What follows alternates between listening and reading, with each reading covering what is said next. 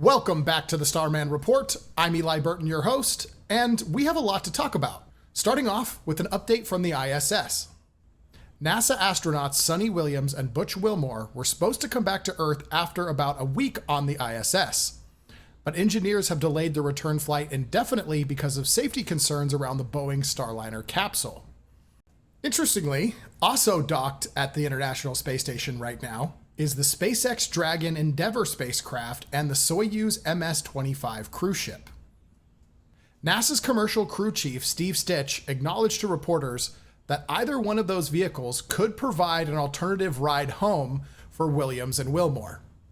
In his statement, Stitch said, "We have a little bit more time to go through the data and then make a decision whether we need to do anything different with the return plan. But the prime option today is to return Butch and Suni on the Starliner.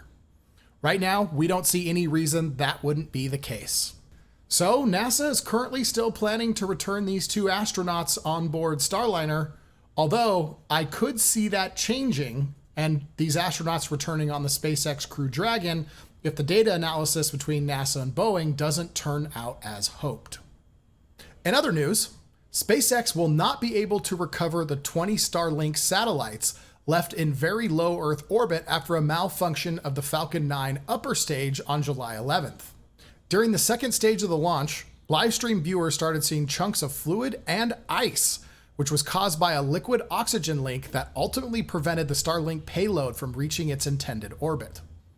Last but not least, Microsoft has led a $40 million fundraising round for a Starlink networking startup. Yes, you heard that right. The startup Armada has raised an additional $40 million through the Microsoft-led funding round to develop mobile data centers tailored specifically for SpaceX Starlink's broadband network. Armada is first focusing on deploying artificial intelligence computing tools designed to empower remotely connected devices running over the Starlink network. Armada has reported that it has received around $100 million in funding since exiting Stealth about 6 months ago. And real quick, stealth is a terminology used for when companies are developing technology in secret as long as they can before opening up to the public what they're doing to start raising more capital. Well, guys, thank you so much for watching this week's episode of the Starman Report, and I look forward to having you back for more of the most exciting news in space.